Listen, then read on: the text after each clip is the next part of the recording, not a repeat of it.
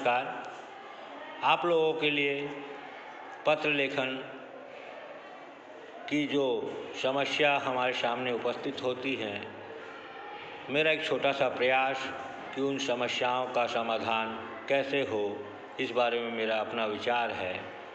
पत्र मानवीय संबंधों में सेतु का काम करता है। वह अपने मन की भावनाओं को वाणी देने का सबसे उत्तम साधन है। कई बार संकोच, भय अथवा अन्य किसी कारण से हम अपने उद्गारों को किसी व्यक्ति के सामने प्रकट नहीं कर पाते। तब पत्र एक अच्छे दूत का काम करता है। आजकल तो महानगरीय जीवन की व्यस्तता व समय की व्यवस्था के कारण पत्र लेखन का महत्व और अधिक बढ़ता जा रहा है। पत्र लेखन एक उपयोगी कला है। पत्र में कोई आडंबर, दुराव, छिपाव नहीं होता। हम निसंकोच भाव से अपने मनोभावों को दूसरे तक प्रकट करते हैं। एक श्रेष्ठ पत्र के गुण कौन कौन से होने चाहिए? पहला, पत्र निष्कपट भाव से बातचीत शैली में लिखा जाना चाहिए। पत्र को पढ़कर ऐसा लगे मानो हम लेखक के साथ बातचीत कर रहे हों। पत्र में किसी प्रकार का आडंबर नहीं होना चाहिए। पत्र में शिष्टाचार का सावधानी से प्रयोग होना चाहिए। यदि हम अपने से बड़ों को पत्र लिख रहे हैं तो पत्र में सम्मान का भाव व्यक्त होना चाहिए। छोटों को पत्र लिखते समय स्नेह प्रकट होना चाहिए। पत्र की भाषा स्वाभाविक, सरल तथा शिष्ट होनी चाहिए।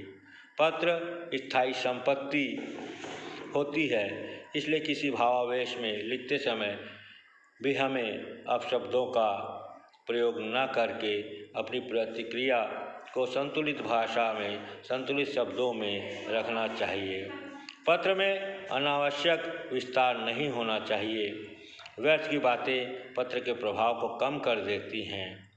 पत्र में पता, तिथि, संबोधन, अभिवादन, समाप्ति तक सुस्पष्ट ढंग से होना चाहिए। एक श्रेष्ठ पत्र की सफलता इसमें है कि हम वह प्रभाव उत्पन्न कर सकें जो हम करना चाहते हैं। पत्र लेखन में हस्तलेख का भी ध्यान रखना आवश्यक है। हमें सुंदर शब्दों में पत्र लिखना चाहिए जिससे पत्र प्राप्तकर्ता को उसे पढ़ने तथा संभाल कर रखने का शौक जागे। पत्र दो प्रकार के होते हैं, एक अनौपचारिक पत्र, दूसरा औपचारिक पत्र। पत्रों के कई प्रकार हो सकते हैं, जैसे अनौपचारिक और औपचारिक। अनौपचारिक पत्रों में व्यक्तिगत, पारिवारिक, सामाजिक आदि पत्र आते हैं और औपचारिक पत्रों में व्यवसाय अथवा सरकारी, गैर सरकारी कार्यालयों से संबंधित पत्र आते हैं। इस प्रकार मुख्यतः हम पत्रों को इन चार प्रकारों में विभाजित कर सकते हैं।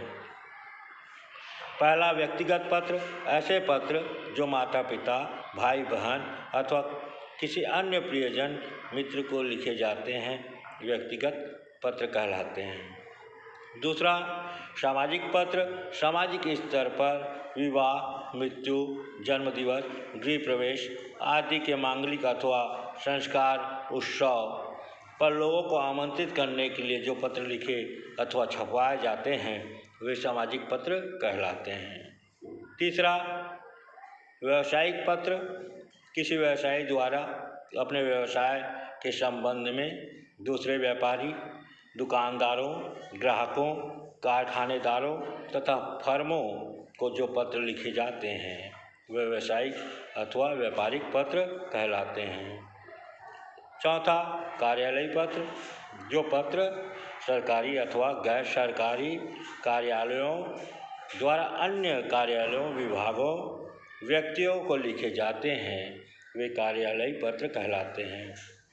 सरकारी पत्र पाठ्यक्रम में नहीं है। प्रचारकों पत्र, शिकायती पत्र, संपादकीय पत्र इस विभाग के अंतर्गत आते हैं। इस तरह के जो पत्र होते हैं, अनौपचारिक तथा औपचारिक पत्रों का कलेवर अलग अलग होता है। व्यक्तिगत पत्रों का कलेवर अत्यंत विविधतापूर्ण होता है। इसलिए उसे समझ लेना आवश्यक है कि उसके कलेवर को 5 भागों में बांटा जा सकता है। प्रेषक का पता, तिथि। पत्र के प्रारंभ में लेखक को पत्र के बाईं ओर ऊपर अपना पता अंकित करना चाहिए। पते के ऊपर लेखक का नाम भी लिखा रहना चाहिए। पते के ठीक नीचे पत्र लिखने की तिथि भी अंकित होनी चाहिए। दूसरा, संबोधन, पता तथा तिथि लिखने के पश्चात लेखक जिस व्यक्ति अथवा संबंधी को पत्र लिख रहा है उसे संबोधित करना चाहिए। यह संबोधन कागज के बाईं और पते के नीचे लिखा रहना चाहिए। संबोधन व्यक्ति तथा संबंधों की प्रगाढ़ता के आधार पर होना चाहिए। बड़ों को पत्र लिखते समय आदरणीय, सम्मानीय, माननीय, पूजनीय, वंदनीय, पूज्य, श्रद्धेय आदि लिखना चाहिए। समवयस्कों को प्रिय, बंधु, बंधुवर, मित्रवर, स्नेहिल आदि तथा छोटों को प्रिय, स्नेहिल, आयुष्मान, मेरे प्यारे आदि लिखना चाहिए। तीसरा, अभिवादन।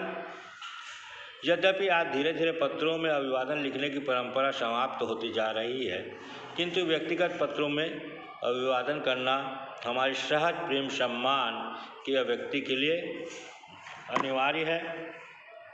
इसलिए अभिवादन तो अच्छा है, अभिवादन भी व्यक्ति और संबंधों के अनुसार बदल जाना चाहिए। यथा बड़ों के लिए सादर प्रणाम, चरण स्पर्श, नमस्कार।